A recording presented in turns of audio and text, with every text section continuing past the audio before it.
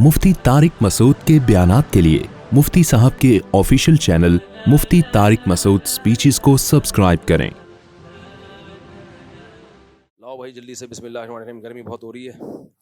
محمد وقاص ولد محمد ندیم بلوچ، اور دلہن کا نام ہے کیا لکھا ہوا بھائی؟ حسنہ بنت محمد یعقوب۔ ان کا وکیل کون ہے؟ حسنہ بنت محمد۔ آپ نے اجازت دی کہ میں حسنہ بنت محمد یعقوب کا نکاح مہر کیا لکھا ہوا ہے یار، مبلغ 30,000 روپے اور 3 تولہ سونا، 30,000 روپے اور 3 تولہ سونا، اس مہر میں آپ نے اجازت دی کہ میں حسنہ بنت محمد یعقوب کا نکاح محمد وقاص ول محمد ندیم بلوچ سے کروں، اجازت ہے؟ کون ہے بھائی؟ آپ ہیں؟ قبول ہے؟ ابھی کرنے تو دیں نکاح، ابھی سر بہت اسپیڈ ہے، ابھی میں نے نکاح کیا نہیں ہے، میں پوچھ رہا ہوں آپ ہیں؟ دیر سے شادی کے نقصانات دیکھو ہیں، تیسری شادی ہو رہی ہے آپ کی؟ 2 ہیں؟ بڑے خاندانی استاد۔ اچھا بھائی، سید محمد طلحہ ول سید راشد علی، اور دلہن کا نام ہے طیبہ بنت عبد القدیر، اور مہر کی رقم ہے 1,00,000 روپے اور 50,000 معجل، 50,000 بعد میں۔ 1,00,000 روپے مہر میں ان کے وکیل کون ہیں؟ آپ نے اجازت دی کہ 1,00,000 روپے مہر میں طیبہ بنت عبد القدیر کا نکاح سید محمد طلحہ ول سید راشد علی سے کروں، اجازت ہے جی؟ اللہ اکبر۔ پہلے تیسری شادی والے کا، آپ کا بعد میں، یہ زیادہ نیک آدمی ہے نا۔ الحمدللہ نحمدہ ونستعینہ ونستغفرہ ونؤمن بہ ونتوکل علیہ ونعوذ باللہ من شرور انفسنا ومن سیئات اعمالنا، من یہدہ اللہ فلا مضل لہ ومن یضللہ فلا ہادی لہ، ونشہد ان لا الہ الا اللہ وحدہ لا شریک لہ، ونشہد ان سیدنا وحبیبنا وشفیعنا وسندنا محمدا عبدہ ورسولہ صلی اللہ تعالی علیہ وعلی آلہ واصحابہ وبارک وسلم تسلیما کثیرا کثیرا، اما بعد فاعوذ باللہ من الشیطان الرجیم، بسم اللہ الرحمن الرحیم، یا ایہا الناس اتقوا ربکم الذی خلقکم من نفس واحدہ وخلق منها زوجها وبث منهما رجالا كثيرا ونساء واتقوا الله الذي تساءلون به والأرحام إن الله كان عليكم رقيبا، وقال تعالى يا أيها الذين آمنوا اتقوا الله وقولوا قولا سديدا يصلح لكم أعمالكم ويغفر لكم ذنوبكم ومن يطع الله ورسوله فقد فاز فوزا عظيما، وقال النبي صلى الله عليه وسلم النكاح من سنتي، وقال فمن رغب عن سنتي فليس مني، وقال النبي صلى الله عليه وسلم تزوجوا الودود الولود فإني مباهي بكم الأمم، وقال النبي صلى الله عليه وسلم تزوجوا ولا تكونوا كرهبان النصارى۔ جناب سید محمد طلحہ ورد سید راشد علی، میں نے 1,00,000 روپے مہر میں آپ کا نکاح طیبہ بنت عبد القدیر سے کیا، آپ نے اس نکاح کو قبول کیا؟ جی قبول کیا۔ جزاک اللہ، جزاک اللہ، آپ کو تیسری دفعہ شادی مبارک ہو۔ جناب محمد وقاص ول محمد ندیم بلوچ، میں نے 30,000 روپے مہر اور 3 تولہ سونا، اس مہر میں آپ کا نکاح حسنہ بنت محمد یعقوب سے کیا، آپ نے اس نکاح کو قبول کیا؟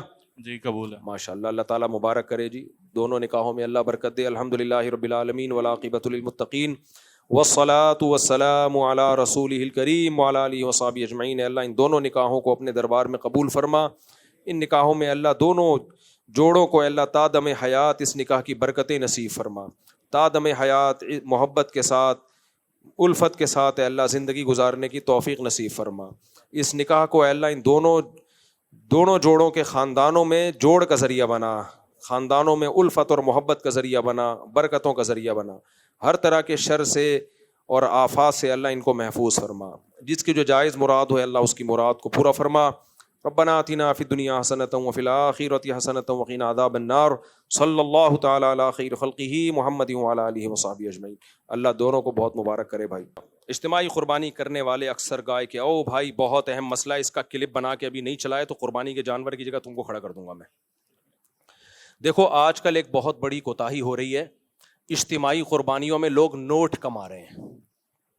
اجتماعی قربانی میں آپ نوٹ نہیں کما سکتے, یہ بزنس کا جائز طریقہ نہیں ہے. جو جائز طریقہ ہے بزنس کا وہ بھی میں آپ کو بتا دوں. اگر نوٹ کمانے ہیں تو کیسے کرو. پھر ہو یہ رہا ہے, مسجد والے, مدرسے والے یا کوئی انڈیویجولی یا کوئی ادارہ کیا کرتا ہے, وہ کہتا ہے بھائی ہمارے ہاں اجتماعی قربانی ہو رہی ہے, سب لوگ حصہ لیں. ایک حصہ فار ایگزامپل 15,000 روپے کا ہے.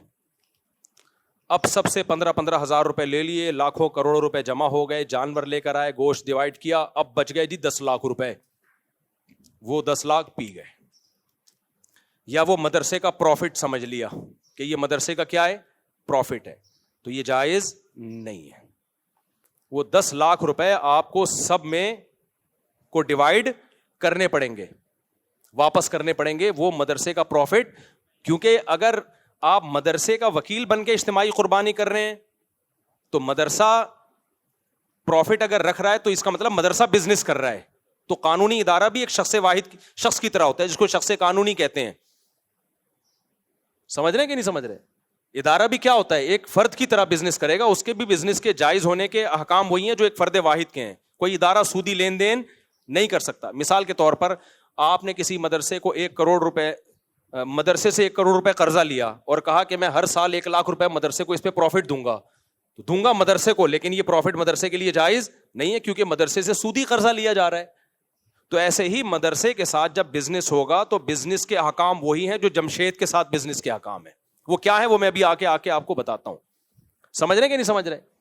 تو اب کرنا یہ ہے کہ جب کسی مدرسے یا مسجد کی طرف سے اجتماعی قربانی ہو رہی ہے تو آپ نے یہ کرنا ہے کہ بھائی جتنے ایک حصہ ہم اتنے کا لے کر آئیں گے, جو پیسے بچ جائیں گے ہم آپ کو واپس کرنے کے پابند ہیں, اور اگر آپ اجازت دیں تو ہم مدرسے کے ڈبے میں ڈال دیں. یہ رسید پہ پہلے لکھوا لیں آپ. پھر اب جب وہ پیسے بچیں گے, اگر کوئی شخص کہتا ہے میں نے اجازت دی تھی آپ کو کہ یہ مدرسے میں ڈال دیں لیکن میں وہ اجازت کینسل کر رہا ہوں, مجھے پیسے واپس دو, تو آپ کو دینے پڑیں گے, کیونکہ اس ایگریمنٹ کی کوئی شرعی حیثیت ہے نہیں. یہ بس ایک اخلاقی پابندی ہوگی کہ بھائی میں نے کہا تھا جو پیسے بچ جائیں تو مدرسے میں ڈال دینا, اس وقت میرا موڈ یہی تھا, لیکن پیسے تو چونکہ میرے ہیں تو واپس دے دو مجھے, تو آپ کو واپس دینے پڑیں گے.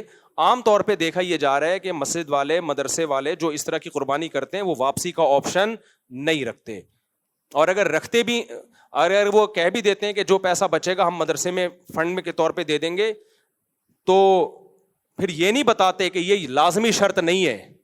لازمی شرط لگا نہیں سکتے نا. یہ جس کا پیسہ ہے جب تک وہ آپ کو عین وقت پہ جب اس کا حق آئے گا تو اس وقت اگر وہ اجازت دیتا ہے تو ٹھیک ہے, نہیں دیتا تو اس کو حق ہے. دیکھو میں آپ سے کہتا ہوں کہ کل میں آپ کو صدقہ دوں گا 50 روپے, آپ سے وعدہ کر لیتا ہوں.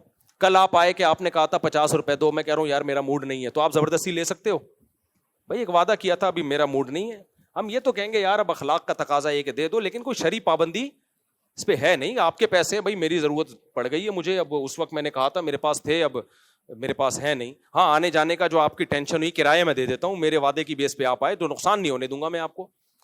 تو ایسے ہی خوب سمجھ لو کہ جب اجتماعی قربانی کی ہے تو اس پہ جو اضافی پروفٹ ہے آپ نے رسید پہ پہلے لکھوا لیا, لوگوں کو بتا دیا کہ جو پیسہ بچے گا ہم مدرسے کے ڈبے میں ڈال دیں گے. تو ٹھیک ہے, اچھا کام کیا آپ نے, لیکن جب یہ پیسہ بچے گا تو لوگوں میں سے ہر ایک کو یہ حق حاصل ہے کہ وہ یہ پیسہ واپس لے لے. وہ کہیں ہم نے کہا تھا کہ آپ مدرسے میں دے دیے گا, لیکن اب ہمارا ارادہ بدل گیا, پیسے ہمارے ہیں تو آپ ہمیں واپس کر دیں. یہ لازمی شرط نہیں ہے. تو رسید میں اب اجتماعی قربانی میں آپ نے کیا لکھوانا ہے, بھائی ایک حصہ اتنے کا ہے, جو پیسے بچیں گے وہ کسی انڈیویجول کسی فرد کے ہرگز نہیں ہوں گے, وہ تو ویسے ہی حرام ہے, ناجائز ہے, بلکہ جو پیسے بچیں گے ہم مدرسے کو دیں گے, لیکن اگر آپ واپس لینا چاہیں تو آپ کے پاس یہ رائٹ ہے, آپ فلاں تاریخ کو ہمارا پورا حساب ہوگا, عید کے تیسرے یا چوتھے دن آ کے وہ رقم لے جائیں, تو رسید پہ آپ کو اس طرح سے چھپوانا پڑے گا, تب یہ کام حلال ہوگا, ادروائز یہ جائز نہیں ہے. سمجھ میں آ رہی ہے بات؟ اب آپ اگر اس کو پروفٹ کے طور پہ رکھنا چاہتے ہو کہ میں اجتماعی قربانی کروں اور نوٹ بھی چھاپوں, تو پھر آپ نے کیا کرنا ہے, پھر آپ نے یہ کرنا ہے. اچھا یہ ناجائز کیوں ہے, یہ جو پہلا طریقے میں بزنس ناجائز کیوں ہے؟ ناجائز اس لیے ہے کہ آپ جب اجتماعی قربانی کرتے ہو تو آپ لوگوں کے نمائندے ہوتے ہو ان کے لیے جانور خریدنے کے لیے. وکیل موکل سے کمیشن تو لے سکتا ہے بتا کے. دیکھو وکیل کی 2 قسمیں ہوتی ہیں. اب یہ تھوڑا پیچیدہ مسئلہ ہو جائے گا نا, عوام کو سمجھانا تھوڑا سا. وکیل کیا کر سکتا ہے, آپ نے مجھے کہا مفتی صاحب میرے لیے گائے خریدو, میں گائے خریدی آپ کے لیے, راستے میں پہنا دی کسی کو میں نے مہنگے داموں کر کے, کیا میں پروفٹ رکھ سکتا ہوں؟ وہ نہیں رکھ سکتا. بھائی آپ نے تو دوسرے کے رزق پہ خریدی ہے. اگر یہ گائے مر جاتی تو آپ کس سے پیسے لیتے؟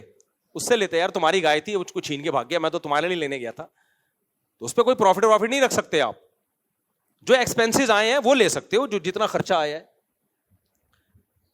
پروفٹ اگر آپ نے لینا ہے تو پھر شریعت کا اصول کیا ہے؟ شریعت کا اصول یہ ہے کہ آپ جب تک کوئی چیز خرید کے اپنی ملکیت اور اپنے قبضے میں نہیں لے لیتے, اس وقت تک اس کو بیچ کے اس پہ پروفٹ نہیں کما سکتے آپ.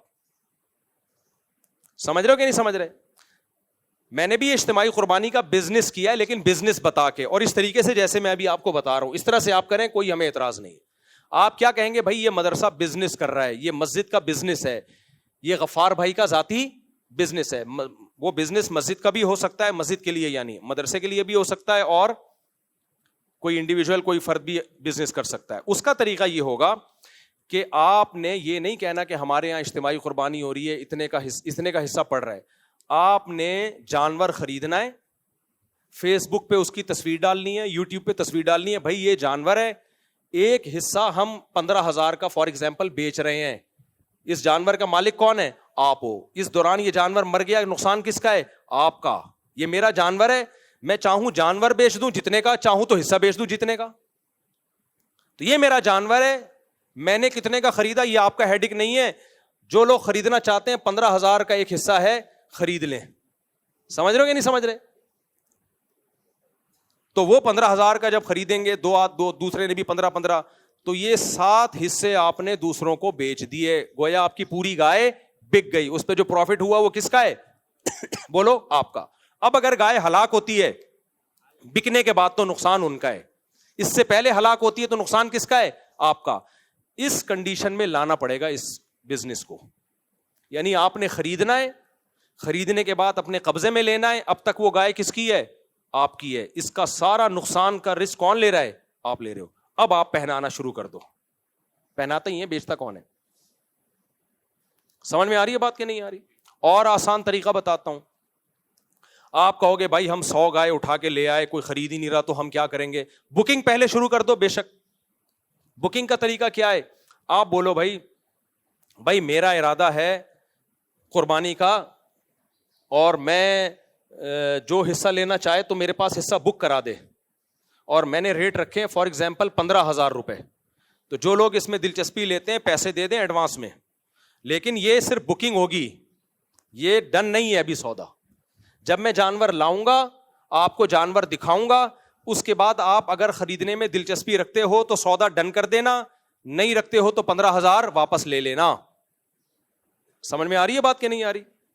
جیسے ہم میڈیکل والے کو بولتے ہیں بھائی ایڈوانس میں پیسے رکھ لے, یہ دوا منگوا دے, وہ دوا منگوا دیتا ہے, ہم جا کے اس سے خرید لیتے ہیں, ہماری مرضی نہیں خریدیں تو وہ دوا کسی اور کو پہنائے گا. پھر وہ جب تک آپ کی ملکیت میں وہ گائے نہیں آ جاتی, بکرا نہیں آ جاتا, آپ آگے کسی کو بیچ نہیں سکتے. بکنگ کر سکتے ہیں, بکنگ اس سینس میں بھائی جو دلچسپی رکھتے ہیں وہ حصہ بک کر لیں اپنا, 15 پورے دے دیں یا 1,000 روپے دے دیں, جس سے ہم سمجھیں کہ یہ واقعی انٹرسٹڈ ہیں اس میں, تو وہ دے دیں گے. تو یہ سودا نہیں ہوگا, یہ امانت ہے. ان لوگوں کی رقمیں آپ کے پاس کیا ہیں؟ امانت ہیں. آپ کے پاس امانت کے طور پہ رکھی ہوئی ہے.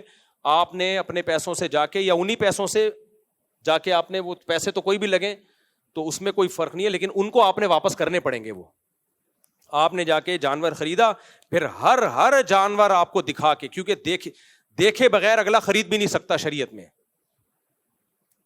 قبضے میں لے لیا, آپ اس کو بولیں بھائی یہ جانور ہے, یہ گائے ہے, یہ فیس بک پہ تصویر یا واٹس ایپ پہ تصویر بھیج دی, بھائی یہ میرے پاس کھڑا ہوا ہے جانور, اب آپ بتاؤ خریدنے میں دلچسپی رکھتے ہو؟ وہ کہے نہیں بھائی یہ پتلی گائے ہے, موٹی گائے ہے, مجھے نہیں چاہیے, یا مجھے کوئی اور سے حصہ مل گیا ہے, تو اب آپ کو وہ واپس کرنا پڑے گا, کیونکہ سودا ڈن ہوا نہیں تھا. اب اگر آپ کہتے ہو یہ تو میرا نقصان ہے, میں اب یہ گائے کس کو پہناؤں, تو کوئی بات نہیں, کاروبار میں فائدہ بھی ہوتا ہے اور بولو نقصان بھی ہوتا ہے. میں نے یہ کام 8-10 سال کیا ہے, لیکن بتا کے کیا کہ بزنس کر رہا ہوں, فی سبیل اللہ نہیں کر رہا. اس میں لڑکوں کو کہا ہوا تھا کہ کوئی بھی جانور جب آتا ہے لوگوں کو آپ نے دکھانا ہے, دکھانے کے بعد ان کو پورا رائٹ دینا ہے, لوگوں سے کہنا ہے یہ آپ کی گائے ہے, اس میں ایک حصہ 15,000 کا آپ نے پیسے ایڈوانس دے دیے, لیکن یہ حصہ 15,000 کا ہے, ہم بیچ رہے ہیں, لینا ہے لو, اگر نہیں لینا تو پورے 15 ہم آپ کو واپس کرنے کے لیے تیار ہے, اور لینے کے بعد یہ حصہ آپ کا ہوگا. کیا مطلب, گائے اگر مر گئی تو ایک حصہ ہے تو 7واں حصے کا نقصان آپ کا ہوگا, ہمارا نہیں ہوگا, کیونکہ بکنے کے بعد اب اس کا رسک کون اٹھائے گا, آپ اٹھاؤ گے, جو خریدے گا وہ اب اس کے نفع نقصان کا ضامن ہے. سمجھ رہے یا نہیں سمجھ رہے؟ تو کتنے میرے جھگڑے ہوتے تھے, میں جانور لایا تھا 40 جان 100 گائے لایا, 4-5 8-10 سال میں نے یہ بزنس خود کیا ہے, خود منڈیوں میں گیا بھی ہوں جانور لینے کے لیے. اس میں اتنی ٹینشن ہوتی تھی جب میں جانور لے کے آتا تھا. اب جو ملازمین رکھے ہوئے ان کو میں نے کہا بھائی یہ گائے جو ہے غفار بھائی کا حصہ ہے, اس کو غفار بھائی کو آپ نے بتا دیا؟ وہ کہہ رہے نہیں بتایا نہیں. وہ کہہ رہے بھائی ہم نے تو پہلے اجازت دی ہوئی تھی. تو پھر میری لڑائی ہوتی تھی کہ میں جو منہ سے پھوٹ رہا ہوں اس کو آپ تصویر بھیجو, اس کو بولو بھائی یہ آپ کی گائے ہے, اس پہ آپ کا قبضہ ضروری ہے, ابھی تو یہ میرے قبضے میں ہے. تو آپ دیکھو گے, ٹھیک ہے, قبضے کا مطلب یہ نہیں کہ آ کے وہ جیب میں ڈالے گائے کو, قبضے کا مطلب بھائی یہ گائے ہے, ہم تخلیہ کا مطلب ابھی آپ کی ہے, میری نہیں ہے. اب یہ یہاں کھونٹے سے بندھی ہوئی ہے, صرف کھونٹا میرا ہے, گائے کس کی ہے؟ یہ رسی بھی ہم نے آپ کو گفٹ کر دی ہے, گائے آپ کی ہے. اب اس کے نفع نقصان کا کون ضامن ہے؟ آپ ہو. ہر گائے کے ہر حصے میں یہ ٹینشن اٹھاتا تھا میں. تو لڑکے بیزار ہو جاتے تھے, یار ان کو دلچسپی نہیں. میں نے کہا بھائی کسی کو دلچسپی ہو یا نہ ہو, شرعی طور پر اس کو حلال کرنے کے لیے یہ ضروری ہے کہ آپ اس کو گائے دکھائیں, اس کے بعد بولیں. وہ نہیں دیکھ رہا, اس کا کوئی نمائندہ دیکھے, اور نمائندے آپ خود نہیں ہو سکتے کہ میں آپ ہی کا نمائندہ بن کے قبضہ کر رہا ہوں. جو بیچنے والا ہے وہ خریدار کا نمائندہ نہیں بن سکتا.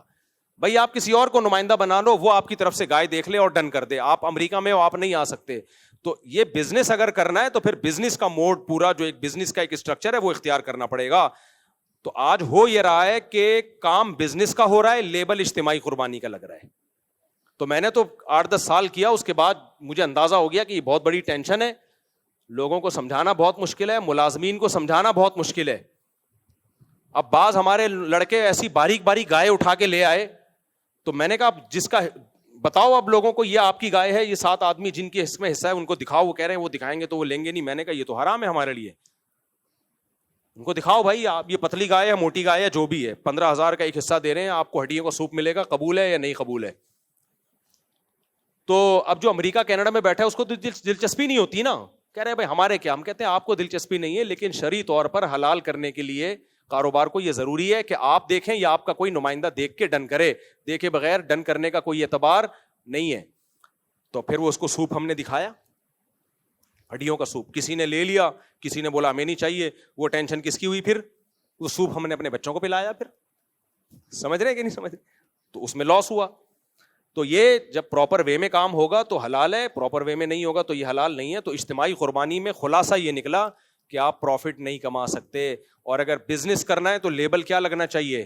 بزنس. اس میں کسی قسم کا لوگوں کو دھوکا بولو نہ ہو. ایک مسجد کی انتظامیہ کچھ دن پہلے میرے پاس آئی اور کہنے لگی مفتی صاحب ہم جو ہے وہ اجتماعی قربانی کرتے ہیں اور بزنس بھی کریں گے, اس میں پروفٹ بھی رکھیں گے. میں نے کہا پروفٹ تو انویسٹمنٹ کے بغیر ہو نہیں سکتا, آپ کا اپنا کتنا پیسہ لگ رہا ہے اس میں؟ کہنا ہمارا پیسہ تو نہیں لگ رہا اس میں. تو کہنے لگے, میں نے کہا پھر تو بزنس, پھر تو پروفٹ حلال نہیں ہے. جب آپ کی انویسٹمنٹ ہی نہیں ہے, رسک ہی نہیں لے رہے آپ, تو آپ کا کے لیے نفع کہاں سے حلال ہو گیا؟ کہہ رہے ہم جو اتنی محنت کریں گے اور اتنی اسٹرگل کریں گے اور وہ بھی تو اس میں ہمارا پروفٹ بنتا ہے. میں نے کہا محنت پہ اجرت بنتی ہے, پروفٹ نہیں بنتا. اور اجرت بھی جب جائز ہے جب بتا کے ہو, بغیر بتائے اجرت بھی جائز نہیں ہے.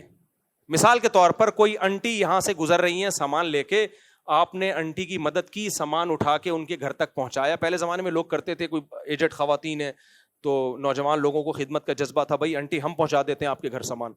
اب آپ نے گھر میں سامان پہنچایا, آپ نے کہا 500 روپے دے دیں انٹی. وہ کہیں گے بھائی 500 روپے, کہنے مزدوری کے پیسے نہیں ہوتے کیا؟ ہوتے ہیں, لیکن پھر مزدور پہلے ایگریمنٹ کرتا ہے, پروفٹ تو پھر بھی نہیں ہے. تو آپ مسجد والے اسپیسیفک کمیشن لے سکتے ہیں کہ بھائی ہم 10 آدمی اجتماعی قربانی کا نظم سنبھالیں گے, ہمارے دن رات ایک ہو جائیں گے, گایوں کا گوبر بھی ہے اور یہ بھی ہے اور وہ بھی ہے, حصے بانٹنے بھی ہیں, تو فی گائے ہم اتنا کمیشن لیں گے, یہ پرچی پہ لکھ دیں, اندھیرے میں مت رکھو. لوگ سمجھ رہے ہوتے ہیں یہ فی سبیل اللہ ہماری خدمت ہو رہی ہے, حالانکہ وہ کمیشن بھی رکھ رہے ہوتے ہیں, پیسے بھی رکھ رہے ہوتے ہیں. تو یہ صحیح نہیں ہے. اگر انتظامیہ یا مدرسے کی انتظامیہ یہ کام کر رہی ہے اور اپنا کمیشن لے رہی ہے, تو کمیشن کی مقدار بھی بتائیں کہ فی گائے ہم اتنا کمیشن لیں گے جس میں ہم آپ کو یہ سروس دیں گے. گائے بھی آپ کی ہوگی, پیسے بھی آپ کے ہوں گے, ہمارا کام ہے اس گائے کو کھڑا کرنا اور اس کے چارے کا خرچہ بھی آپ پہ ہوگا. ہمارا کام ہے اس گائے کو ماہر قصائی سے ذبح کروا کے گوشت آپ تک پہنچا دینا. یہ اس کام کے ہم کتنے روپے لیں گے؟ 500 روپے لیں گے, یہ بتا دیں پہلے, یا 1000 روپے لیں گے یا 1 کروڑ روپے لیں گے, مجھے اس سے کوئی غرض نہیں. اگر لوگ دینے پہ راضی ہیں تو کیا دے گا, کوئی نہیں, 1 کروڑ روپے, ایک مثال دے رہا ہوں. تو اس طریقے سے یہ کام کیا جائے. ادروائز جو اجتماعی قربانیوں میں پیسوں کا عنصر آ گیا ہے نا, نوٹ چھاپے جا رہے ہیں اور پیسہ کمائے جا رہا ہے, یہ حرام ہے, ناجائز ہے. سمجھتے ہو اس کو؟ جو بھی اجتماعی قربانی کر رہا ہے تو اس سے پوچھیں بھائی جو پیسے بچیں گے وہ کہاں جائیں گے, اور ہر چیز حساب کتاب ہونا چاہیے. الحمدللہ زیادہ تر مسجد مدارس میں تو پورا حساب ہوتا ہے, اتنے کی گائیاں پڑی ہیں, اتنا اس کا خرچہ ہے, قصائی کی اتنی اجرت نکلی ہے, وغیرہ وغیرہ, بچا کے یہ بچائے. تو وہ بچا ہوا تک حد تک تو ٹھیک ہوتا ہے, بچا ہوا گیا کہاں, آگے کچھ پتہ نہیں ہوتا کہاں گیا وہ. تو وہ جو بچا ہوا ہے وہ لوگوں کو واپس کرنا پڑے گا. اور پھر اس کا نام, اگر بزنس کر رہے ہیں تو پھر اس کا نام اجتماعی قربانی نہ رکھیں, کیونکہ اجتماعی قربانی سے پہلا میسج یہی جاتا ہے کہ آپ لوگوں کی نمائندے بن کے ان کو ایک سہولت دے رہے ہیں, تو اس کو پھر بزنس ہی کریں. تو میں نے جب کیا تو بزنس ہی کیا تھا. ایک کمپنی کا نام تھا, میری کمپنی ہے, میں نام نہیں بتاؤں گا اس کا, تو باقاعدہ کمپنی کا نام استعمال کیا اس میں, اور پھر اس میں جو ہے وہ بتایا بھائی یہ حصہ برائے فروخت ہے, پرچی بھی یہ چھپوائی, حصہ کیا ہے, برائے فروخت ہے, تو اتنے کا حصہ ہم بیچیں گے. اور پھر اس میں جب میری گائے آتی تھی تو میں اپنے لڑکوں کے ذمے لگایا ہوا تھا, ہر ایک کو فون کرو, گائے کی تصویر بھیجو, بولو اب آپ بتاؤ خرید رہے ہو کہ نہیں خرید رہے ہو. حصہ پورا ایک ایک چیز تجوید کے ساتھ کلیئر ہوتی تھی. جس نے کہہ دیا ہمیں خریدنا ہے تو ٹھیک ہے آپ کا حصہ ہے, جس نے کہا ہمیں نہیں خریدنا, لو بھائی یہ پیسے واپس لو اپنے. سمجھتے ہو؟ اس طریقے سے کرنا ہے. اور کوئی سوال؟ یہ کلپ بنا کے چلا دینا لازمی. امانتوں میں بہت حکم ہے بھائی. دیکھو نبی صلی اللہ علیہ وسلم کے پاس ایک سیکنڈ میرے بھائی, ایک صحابی آئے, مسلمان ہوئے, جس قوم سے تھے اس سے جنگ ہو رہی تھی, تو جنگ سے پہلے وہ آ کے مسلمان ہو گئے. ان کے پاس بکریوں کا پورا ریوڑ تھا, تو انہوں نے کہا میں اسلام لانے کے بعد کیا کروں؟ آپ نے کہا یہ ریوڑ میں جس کی بکریاں پہلے جا کے واپس کرو. حالانکہ جن سے لڑائی ہو رہی ہے ان کی بکریاں تھیں, وہ تو ان کا تو مال غنیمت ہے نا, لیکن بھائی مال غنیمت تو جنگ کے بعد ہوتا ہے نا. یہ بکریاں تو ان کی ہیں, ان کافروں کی ہیں جن سے تمہاری لڑائی, ان سے تمہارا ایگریمنٹ تھوڑی ہوا ہے کہ ان سے بکریاں لیں اور اسلام لا کے ساری بکریاں ادھر لے آئے. یہ تو پھر غیر مسلم جائے, سونا نکالے, چوری کرے اور اسلام قبول کر کے سونا لے کے بھاگ جائے. تو نبی نے جو دشمن تھے, لڑ رہے تھے, ان کے بارے میں ان صحابی کو کہا کہ تم مسلمان تو ہو گئے ہو, لیکن جس کی بکری ہے اس کے حوالے کرو, اس کے بعد ہمارے ساتھ میدان جنگ میں شامل ہو, پھر اسی قوم کے خلاف لڑو جن کی بکریاں تھیں. اتنی مالی معاملات میں اسلام نے ہم کو فیئر رہنے کا حکم دیا ہے. اور آج پتہ ہی نہیں چلتا کتنا پیسہ آ رہا ہے, کہاں جا رہا ہے. ایسے بھی بعض محتمم, زیادہ تر صحیح ہوتے ہیں الحمدللہ, لیکن مدارس کے بعض محتمم میں نے دیکھے ہیں, بعض لوگ وہ کیا کر رہے ہیں, مدرسے کے لیے گائے لینے گئے, اپنی نیت سے خریدی, اور جیسے گائے خریدی 50,000 کی, ایک مثال دے رہا ہوں, اور مدرسے کو 55,000 کی بیچ دی. ابے یہ کیا ہو رہا ہے؟ آپ جب مدرسے کے وکیل بن کے جا رہے ہو تو آپ اپنے لیے خرید ہی نہیں سکتے بھائی. آپ جب خرید رہے ہو اپنے لیے تو وہ مدرسے کے لیے ہو, پھر وہی آپ مدرسے کو بیچ رہے ہو, یعنی اپنے آپ کو بیچ رہے ہو. یہ ڈرامے بھی ہوتے ہیں بعض جگہ. نہیں آئی سمجھ میں بات؟ میں اس کی ایک مثال دیتا ہوں. غفار بھائی نے آپ کو 1 لاکھ روپے دیے اور بولا جا میرے لیے گائے لے کر آ. آپ نے 1 لاکھ کی گائے خریدی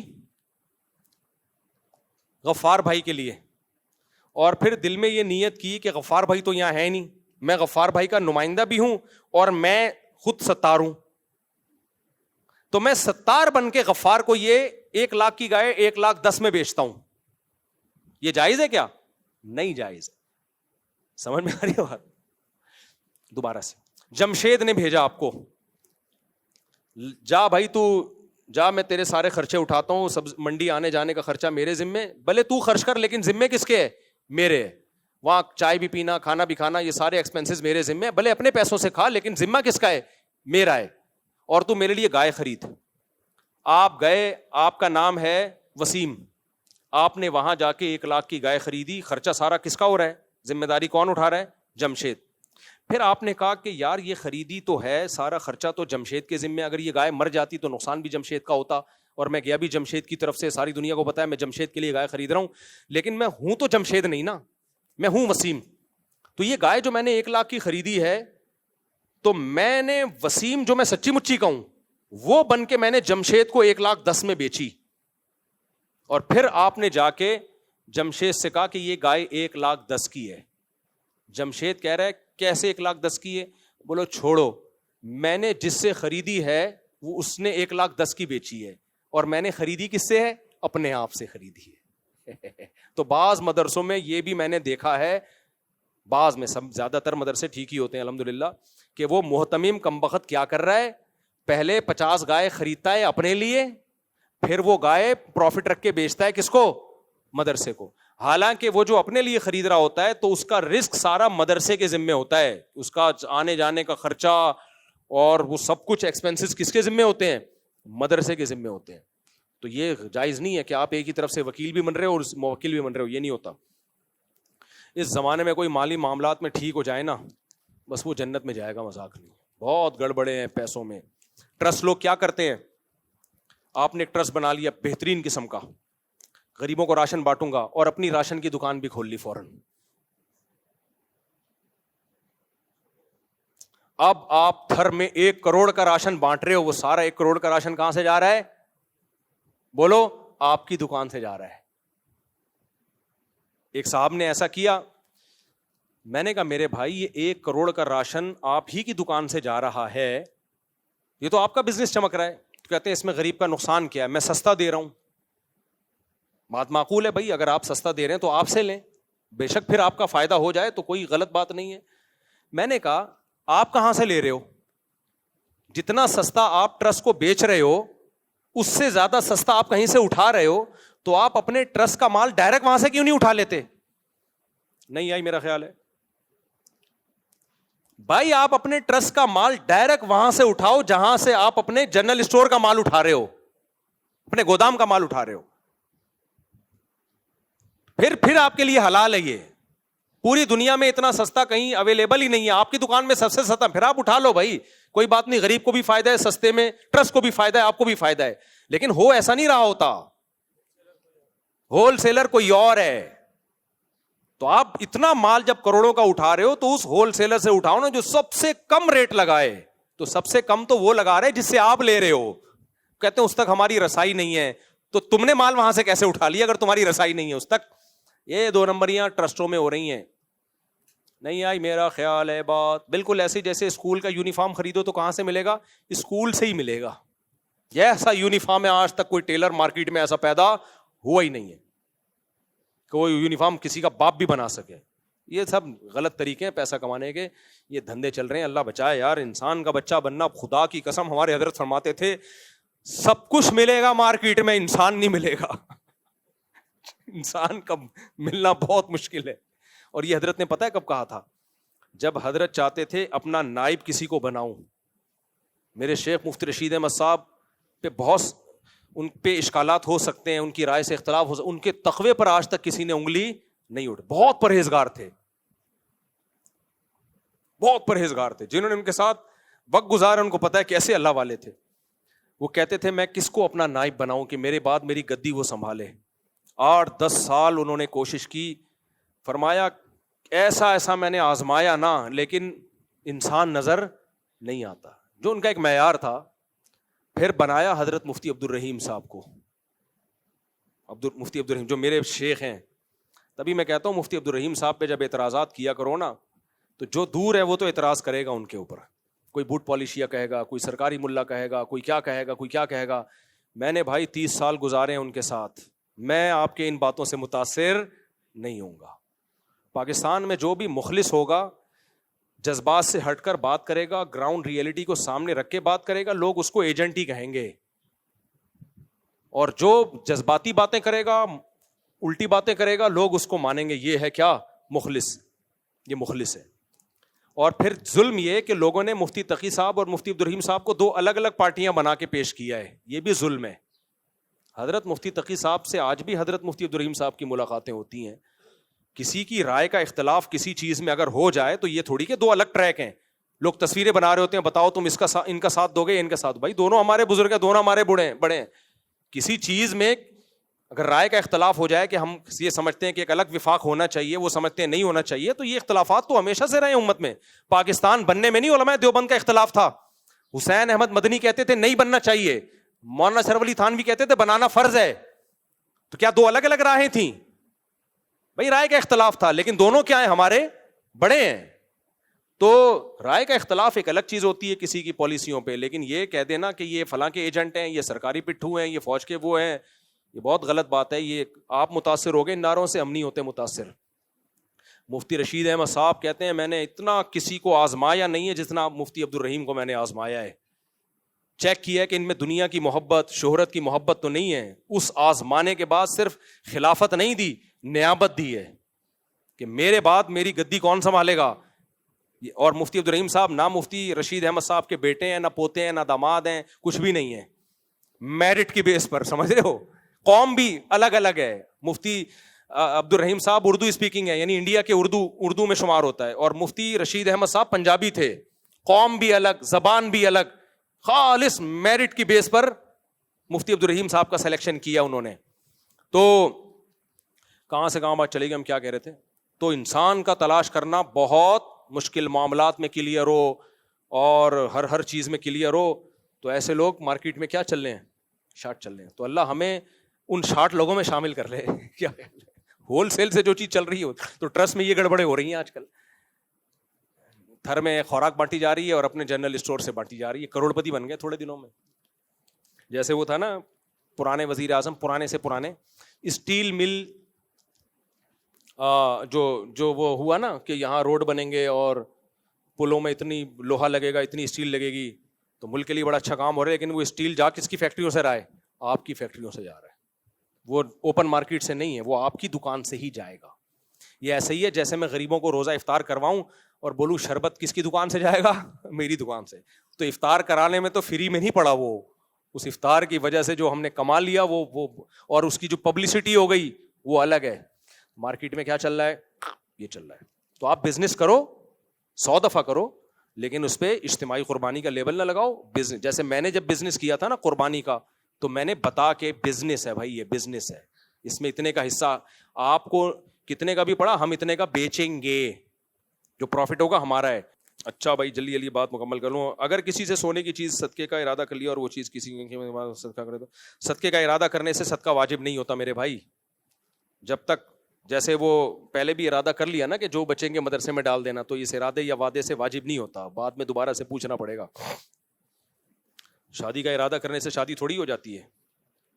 جب تک شادی کریں گے نہیں تو صدقہ جب تک پریکٹیکلی کریں گے نہیں اس وقت تک نہیں ہوگا. مفتی صاحب آپ سے گزارش ہے کہ آپ ہمارے ریسٹورینٹ میں تشریف لائیں. ہمارے ریسٹورینٹ کا نام اورنگی ٹاؤن فلانا فلانا. شجاع الدین شیخ صاحب تشریف لائیں گے. یار میں اکثر ہوٹلوں کی اوپننگ نہیں کرتا، دکانوں کی اوپننگ نہیں کرتا، کیونکہ میں کمرشلائز یوز نہیں ہوتا. میں اپنے نام کا منجن نہیں بیچتا. ہاں کوئی بہت ہی قریبی دوست ہو، بہت ہی کلوز ہو، تو پھر میں جا کے ربن شبن کاٹ دیتا ہوں.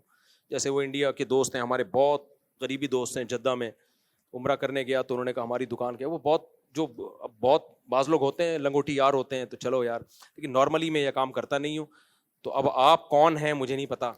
اگر میرے پرانے لنگوٹی یار نکلے آپ، تو میں چلا جاؤں گا آپ کے ہوٹل کا افتتاح کر لوں گا. اگر میں ورنہ کیونکہ میں نے اگر آپ کا افتتاح کیا تو پھر لوگ بہت لائن لگائے کھڑے ہوئے، تو مجھے تو صرف یہ فائدہ ہوتا ہے ایک ٹائم کی بریانی فری پھوکٹ کی ہو جاتی ہے. تو بہت لائن کس کو منع کروں گا میں؟ تو منع کرنا بہت مشکل ہوتا ہے. اچھا میرے بھائی یہ پکڑ لیں آپ، یہاں جو بندہ بیٹھا ہوتا ہے بہت ہوشیار ہوتا ہے، وہ سب کی پرچیاں دیکھ رہا ہوتا ہے، کوئی رشتہ تو نہیں آیا. سوال یہ کہ جو لوگ علماء و طلباء سے بغض اور رد کرتے ہیں، ان کی عبادات ان کو اللہ تعالیٰ سب سے بچا سکی. علماء کا اور صلحاء کا بغض جس کے سینے میں ہونا، اس کے چہرے کی رونق اللہ چھینتے ہیں، اور موت اس کی اچھی نہیں ہوتی. یعنی موت اچھی نہ ہونے کا مطلب اچھے اعمال پہ اس کا خاتمہ نہیں ہوتا. اس پر میں پورا بیان کروں گا کسی وقت. آج کل سوشل میڈیا پہ علماء کے خلاف بولنا بہت کامن ہوتا جا رہا ہے, یہ بہت خطرناک ہے. اہل حدیث عالم کا درس حدیث و درس قرآن اور سیرت کا درس سننا کیسا ہے؟ درس میں اگر وہ فروعی اختلافی باتیں نہیں کرتے, پازیٹیو باتیں کرتے ہیں, تو کسی کا بھی درس سنا جا سکتا ہے, اہل حدیث علماء کا بھی سنا جا سکتا ہے. اور اگر وہ درس کے دوران بھی بیچ میں رفع الدین, امام حنیفہ اور ٹانگیں چوڑی اور یہی مسئلہ ہے, تو پھر نہ سنیں, کیونکہ یہ بیماری ایک دفعہ لگتی ہے فروعی اختلافی مسائل میں پڑھنے کی, موت تک نہیں چھوٹتی پھر, یہ سوائے اسٹریس اور ڈپریشن کے کچھ بھی حاصل نہیں ہوتا. تو اہل حدیث میں دونوں طرح کے ہیں, پازیٹیو باتیں کرنے والے بھی ہیں, نیگیٹو بھی. دیوبندیوں میں بھی ایسے ہی ہے, بعض دیوبندیوں سے بھی میں منع کرتا ہوں ان کو مت سنو. آپ سنو گے آپ کا دماغ بس اختلافی اور فضول پڈوں میں ہی لگا رہے گا. حضرت مفتی تقی صاحب کو سنو, خدا کی قسم مزہ نہ آئے پیسے واپس, ان کے اصلاحی بیان سنا کرو, اتنے ایسا پیارے بیان ہوتے ہیں, منہ سے لگتا ہے پھول جھڑ رہے ہیں. یہ ان چیزوں کی قوم کو ضرورت ہے.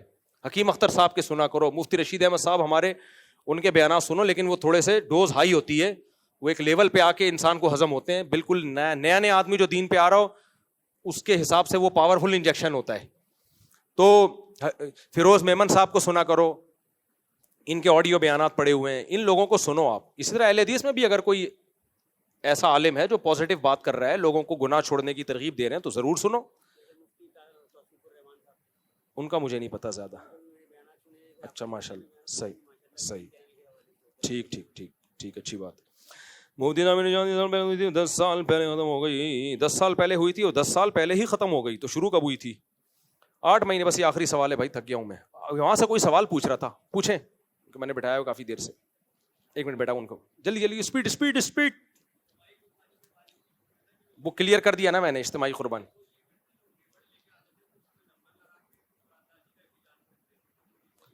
ہاں, اگر اجتماعی قربانی میں بزنس نہیں ہے, پروفٹ نہیں ہے, پھر ٹھیک ہے.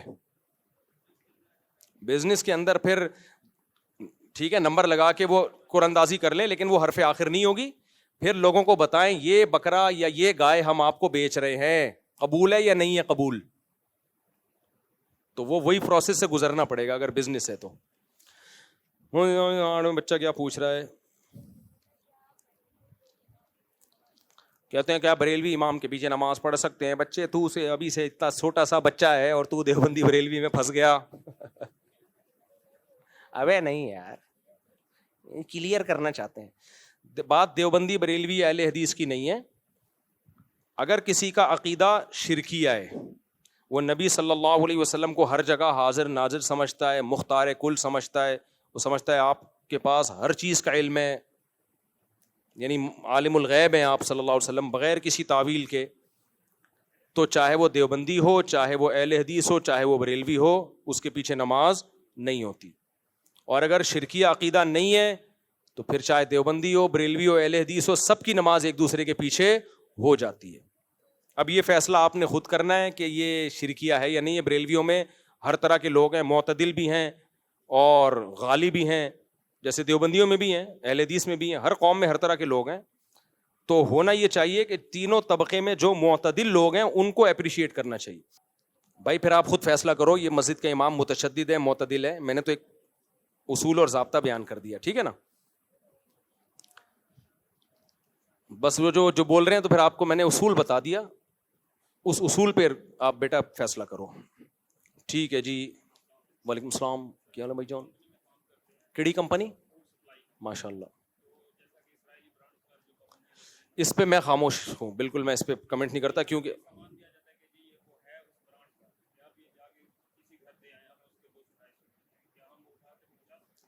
کاروبار کے ناجائز ہونے کا ابھی تک کسی نے فتویٰ نہیں دیا ہے. بائیکاٹ کوئی غیرت اور حمیت کا تقاضا ہے, لیکن اس کا یہ مطلب کسی نے بھی نہیں کہا کہ کوئی پیپسی پیے گا تو حرام چیز پی رہا ہے. وہ غیرت اور حمیت کی بیس پہ بائیکاٹ ایک الگ چیز ہے, حلال و حرام ہونا وہ بالکل ایک الگ چیز ہے. تو حلال و حرام کے لیے تو دلیل ہونی چاہیے نا. تو ایسا نہیں ہے کہ پیپسی کمپنی میں کوئی جاب کر رہا ہے, یہ پیپسی ڈیلیور کر رہا ہے, اس سے آمدن حرام ہو جائے گی. تو بائیکاٹ کرنا بالکل ایک ڈفرینٹ چیز ہے. پھر بائیکاٹ کس چیز کا کریں, کس چیز کا نہیں کریں, یہ بھی ایک بڑا لمبا چوڑا ٹاپک ہے. تو جب تک میرے سامنے اس پوری ڈیٹیل نہیں ہوگی, میں اس بارے میں خاموشی اختیار کی بھی. البتہ جو اجتماعی ٹاسک ہوتے ہیں نا قوم کے, اس میں خام خامے 1.5 اینٹ کی الگ مسجد نہیں قائم کرنی چاہیے. پوری قوم اگر ایک چیز کا بائیکاٹ کر رہی ہے تو خام خامے 1.5 اینٹ کی الگ مسجد قائم مت کرو بھائی, تم بھی اس بائیکاٹ میں شریک ہو جاؤ. باقی فتویٰ اگر لینا چاہتے ہیں تو فتویٰ میں نہیں دوں گا, اس میں بہت سارے سوالات ہیں, کیونکہ پھر آئی فون بھی انہی کا ہے, گاڑیاں بھی انہی کی ہیں, ایک برگر میں اتنا نہیں ہوتا جتنا آپ ان کی لینڈ کروزر خرید کے لے آتے ہو. پھر آگے پھر فتوے میں تو بڑے پیچیدیاں ہیں بھائی, فتویٰ ہم نہیں دیتے کسی کے بارے میں. اخلاقی طور پر کوئی بائیکاٹ کر رہے اس کی غیرت اور حمیت کا تقاضا ہے, قوم ایک کام کر رہی ہے تو آپ 1.5 اینٹ کی الگ مسجد قائم مت کریں, بس اتنی بات ہے. جی پوچھ لیں پہلے. ہاں تو وہ دیکھنے نہ آئے, کیونکہ آپ ان کے وکیل ہیں, آپ بیچ تھوڑی رہے ہیں. وہ ٹھیک ہے, کہہ رہے ہیں رشتے دار میری گائے میں حصہ ڈالتے ہیں, دیکھنے نہیں آتے, تو ٹھیک ہے نہ دیکھیں, آپ کا بزنس نہیں ہے نا. وہ بزنس جب ہوگا تو پھر گائے دکھا کے حصہ فروخت کرنا پڑے گا. یہ بزنس تھوڑی ہے, یہ تو رشتے دار کہتے ہیں گائے لے آؤ ایک حصہ میرا, تو ٹھیک ہے, اس میں کوئی پروفٹ تھوڑی ہے آپ کا.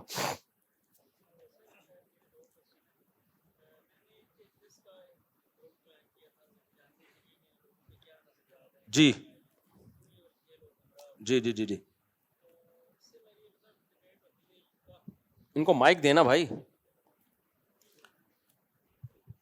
کافی ساری ان کی آپ نے سوال میں دہرا دیتا ہوں, ایتھیس کے کلپ سننا شروع کیے انہوں نے دیکھنے کے لیے کہ ان کے کیا نظریات ہیں. جی جی تو ایک دو ان کے مطلب سوالات ایسے تھے جن پہ میں خود تھوڑا کنفیوز ہو گیا, تو وہ میں آپ سے پوچھنا چاہتا ہوں.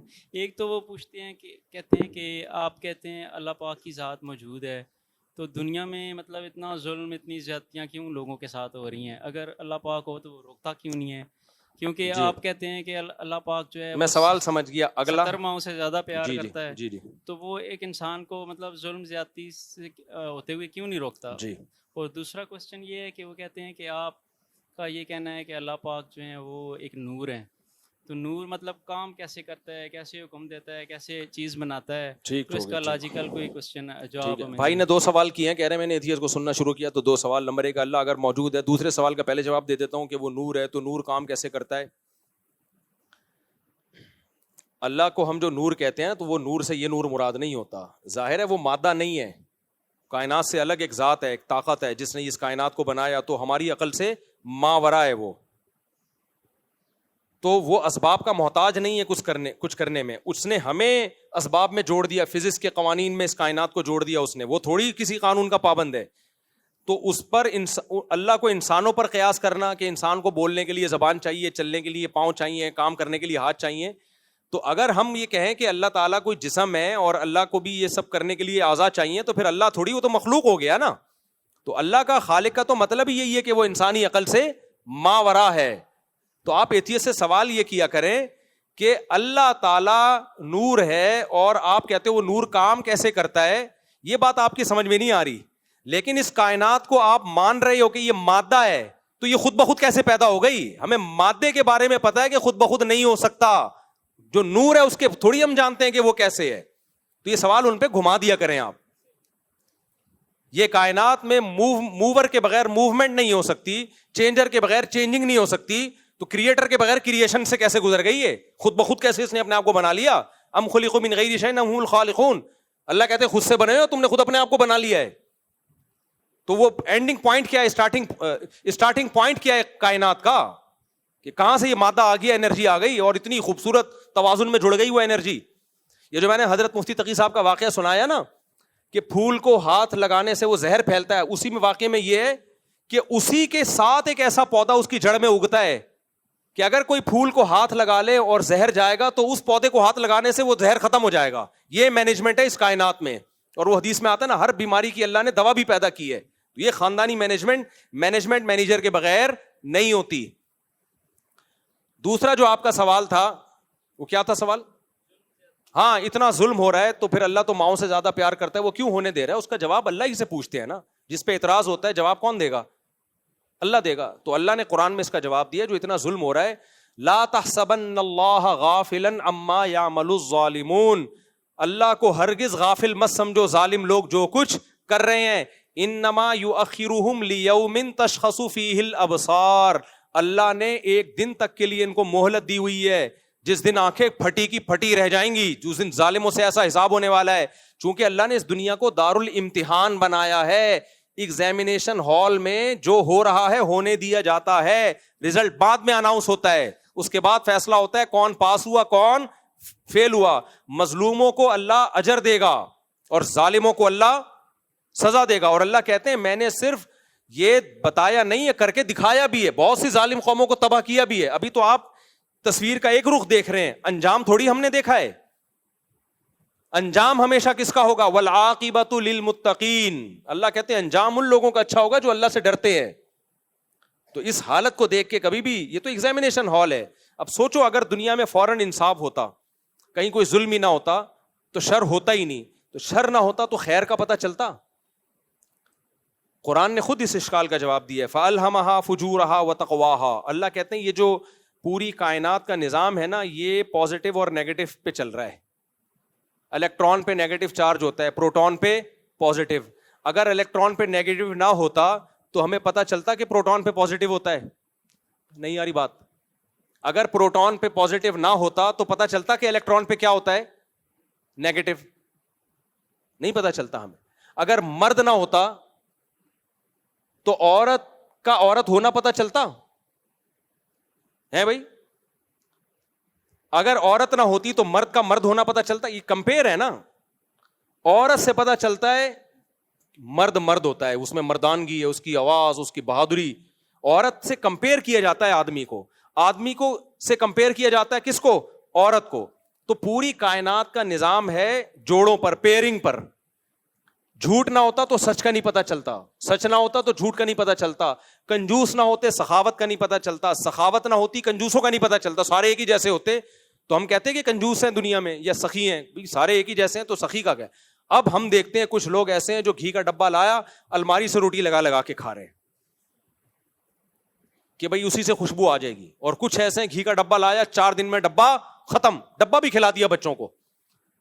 تو جب تک شر نہ ہو خیر کا پتہ نہیں چلتا. تو اللہ نے دنیا میں شر بھی پیدا کیا ہے, ظلم بھی پیدا کیا, عدل بھی پیدا کیا, اور بتا دیا کہ وَهَدَيْنَاهُ النَّجْدَيْنِ, ہم نے انسان کو 2 راستے دکھا دیے ہیں, ظلم کا بھی اور عدل کا بھی. اگر دنیا میں ظلم نہ ہوتا تو عادل کی تعریف نہ ہوتی.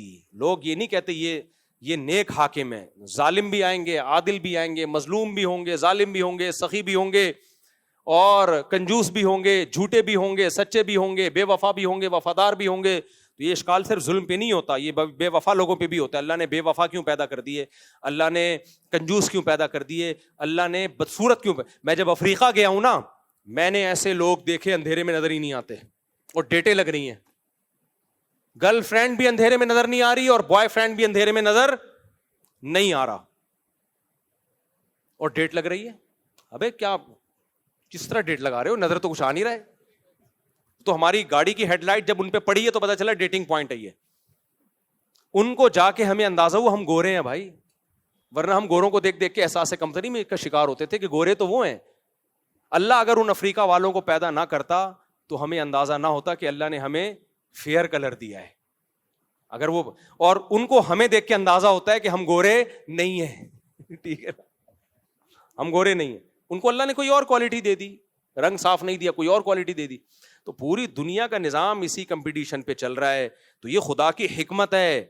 اس لیے اللہ کہتے ہیں دنیا میں ظلم بھی ہوگا, بڑے بڑے خطر. اس سے پہلے بھی فرعون نے کتنے ہزاروں بچوں کو, معصوم بچوں کو ذبح کر دیا بھائی. پھر اللہ نے موسیٰ پیدا کیا. تو ظلم بھی ہے, عدل بھی ہے. موسیٰ جبھی تو پیدا ہوں گے جب فرعون بھی تو ہو. فرعون نہ ہوتے تو موسیٰ کلیم اللہ آتے اور اللہ کو موسیٰ سے محبت ہوتی. شرک نہ ہوتا عرب میں تو توحید پھیلانے کے لیے محمد صلی اللہ علیہ وسلم آتے دنیا میں, نہ آتے بھائی. اللہ کہتے سارے ہی نیک چل رہے ہیں, پیغمبروں کی ضرورت ہی نہیں ہے. تو جہاں برے لوگ ہیں وہاں پیغمبر بھی ہیں, جہاں ظلم ہے وہاں عدل بھی ہے. تو یہ تو خدا کے ہونے کی دلیل ہے کہ اس کائنات کو اس نے حکمت سے چلایا ہے. سارے ایک جیسے ہوتے, کوئی پروگرام, نہ زندگی میں رنگینیاں ہوتی, نہ غریب ہوتا ہے تو مالدار بھی ہوتا ہے. مالدار کو دیکھ کے غریب صبر کرتا ہے, مالدار شکر کرتا ہے. تو یہ سارا سیٹ اپ ایک ہی ساتھ چلے گا. قیامت کے دن جا کے یہ تقسیم بالکل ڈفرینٹ ہو جائے گی. چلیں بھائی کافی ہو گیا. اللہ عمل کی توفیق دے.